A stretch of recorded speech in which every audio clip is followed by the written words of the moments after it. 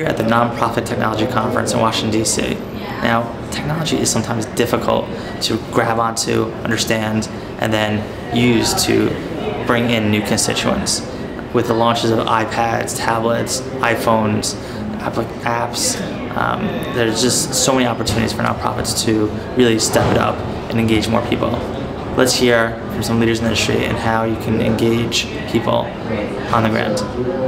All of you here, and also thank you for coming out and supporting us through the years. It's hard to believe that just 5 years ago, I had done a story on the nonprofit blogosphere, and we were having a hard time finding 100 nonprofit blogs focused on the nonprofit world. Today, when I look at the number of people in this room, it's staggering just how quickly the technology landscape is changing for nonprofits and how much it's exploded. I'm Lisa Colton from Darim Online, and I think one of the most valuable uses of technology for nonprofits is to give voice to their constituents, to people in their networks who are doing good things, who want to share their experience and inspire their friends and family and other people in the community. So it's not just talking heads from the staff of an organization, but the people who are actually doing the mission of the organization. One of the challenges I think we all have is knowing the tools and what they're good for and how much time and energy to put into it. So not every shiny new toy is going to be mission-centric for your work or for my work, but we need to know about all the various toys and gadgets out there in order to be able to pick which ones we want to use. So learn a little about a lot of things and then pick the few that are best for you. Hi, my name is Mark Baisman. I'm from Boston, Massachusetts, and I'm a consultant that helps nonprofits with Salesforce and Google Apps. I love technology, but technology not for its own sake, but technology to help nonprofits achieve their missions. And technology is moving so fast, and there's so many powerful capabilities, and nonprofits generally are behind the curve on technology, and the conference like this is a great way to sort of see what the latest and greatest is, to kind of benchmark what other people are doing, and just to connect with other great people who are passionate about this work. So that's why I'm here. My name is Corey Brown. I'm from New Visions for Public Schools in New York City, and we work with 75 public schools in New York City, offering operational support, instructional support, leadership support, that sort of things. I'm basically just here to kind of learn how I can communicate better with other people in my organization, and as far as expressing what technology can do for them. Hi, Jim Lynch here from TechSoup Global in San Francisco.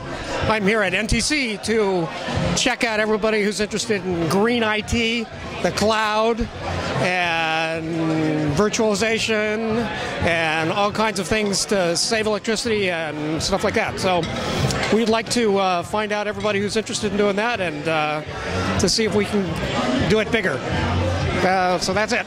Hello everyone, my name is Godfrey Rivera. I'm from New York City, a parent training information center called Metropolitan Parent Center. And what we do is we help families that have children with disabilities obtain services, improve services, etc., etc. We provide parents with information and resources to help them become effective advocates for their children and learn how to navigate the school system. And I'm here to see how we could use this wonderful emerging technology to further our mission and help parents learn how to use technology too. So I'm really happy to be here, and my head is spinning a little bit because there's so much going on, and the networking has been fantastic, but I'm really glad to be here. It's great. When you shop now, you can actually help so many people. Exactly. Tell us a little bit about what you do. So basically, Good Search is a Yahoo-powered search engine that donates a penny per search to the nonprofit of the user's choice. We also have GoodShop.com, which is an online shopping mall, and it donates a percentage of all your purchases towards your nonprofit as well. So anyone from Staples to Amazon to Gap, all of them donate a percentage. So you do your everyday actions, you're shopping online, but you benefit a nonprofit when you do it. And it's great because everyone does shopping online now, and now you can actually make a difference in someone's life. Exactly. And we have almost 100,000 nonprofits. Our highest earners are the ASPCA, and they've almost earned about $40,000 now. So it really just shows the more you spread the word, you get supporters to follow their cause, I mean, there's a lot of power in it. So how does it happen? What's the process? basically, when you go to goodsearch.com, you have a little box that says, who do you good search for? And you enter in the name of your nonprofit, you click verify, it's that simple. And then once it's there, for every search you do, it's 1 penny. And then for all your shopping through Good Shop, again, it's a percentage of all your purchases towards that nonprofit. And then before you know it, your amount's going up and you're raising money, and it's great. Shopping for a good cause. Exactly, shopping for a good Great, thanks so much for your time. Hi, Razoo's the easiest way to raise money online. We help all charities and nonprofits in the U.S. connect with their donors on our site. We're a social network and the place where donors can give and even raise money for any nonprofit in the U.S. So come check us out. We're at www.razoo.com. Thanks. So I want to make a donation. What do you do? So if you want to make a donation, you simply text a keyword into a short code. So for instance, right now we're running a Red Cross campaign on behalf of the relief efforts in Japan. So with their keyword, it's Red Cross, and then their short code is 90999. You simply text Red Cross to 90999, and at that point a $10 donation would be then charged to your phone bill. Once you pay your phone bill, then that donation then lies with the carriers. Then the MGift Foundation, which is our 501c3 arm, will then collect those donations from the various carriers and submit back to your nonprofit. This is great for events. I mean, when you're at an event, a lot of times they're trying to figure out how do you raise more money for an organization. People can just whip out their smartphone or whatever and make it happen. Absolutely. It's a great thing to use at events. Sometimes, you really want to be cautious of how you present something at an event because you don't want the call to action to get lost in everything else that's going on. But it's a great thing to do when you're in front of a live audience like that, because you can also collect contact information from these people, and you can also opt them in to be able to communicate with them later on down the road. So if someone donates to you, now you have that person as an actual supporter because they've opted in to receive additional messages from you. And it's exciting because the mobile market is just growing and growing, and there's limitless possibilities. What do you see happening in the next even 2 years? It's really hard to say what we see happening within the next 2 years because it does change so rapidly. Definitely some higher price points. We're currently testing a few higher price points, so we think that'll move up from the $5 to $10. Still probably in the micro donation range, $25 area or so. Probably, we're hoping that we'll be able to get more nonprofits involved in this. Currently, there's some regulations around who can enter the channel, and we're hoping that some of those regulations possibly decrease a bit, and it offers more people to be able to join the space. Great. And where can people learn more about your organization?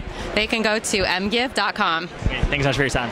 Nonprofits are always trying to figure out how to best reach their donors and their constituencies. Tell us what you're doing to help bring about that change. Totally agree with you. So Microsoft is trying to make sure that nonprofits have the tools that they need to be more efficient and to have more impact in the way that they deliver their missions. And there's a few different ways that we do that, but one of the best things that we can offer them is access to our software. So we make software donations to nonprofits around the world. We donate on average $1 million worth of software to nonprofits around the world every day. So we partner with organizations like TechSoup, a nonprofit themselves, to donate our software in 35 countries through TechSoup. But where there's not TechSoup, we're donating software in 100 countries around the world. And software could be expensive, and especially for nonprofits where every dollar counts. Right. Having the right tools are important, and sometimes they have to forego sometimes the technology to make their work come alive. Exactly. So I think number one is there's the cost savings. So we hear a lot from nonprofits that we donate to, because you donated and we didn't have to spend money on this, we were able to put more money into our direct services to the community. But secondly is because we have the right tools for the job now, we can stop patching together systems or making do with workarounds and actually deliver the right services to the right constituents in a more efficient manner. Yeah. So it's the best thing. That is the best thing. And how can nonprofits sign up to get this type of software? So for a lot of nonprofits, they can go through TechSoup. But again, TechSoup's only in 35 countries, and we're donating in almost 100 countries around the world. So probably the best thing to do is go to www.microsoft.com/nonprofit, So Microsoft.com, whack nonprofit, and they can find out how to get a software donation if they're in one of the TechSoup partnership countries or not. Great. Well, thanks so much for your time. As you can see, there are a lot of benefits and challenges to embracing technology. This is Aaron Herman. Thanks for watching.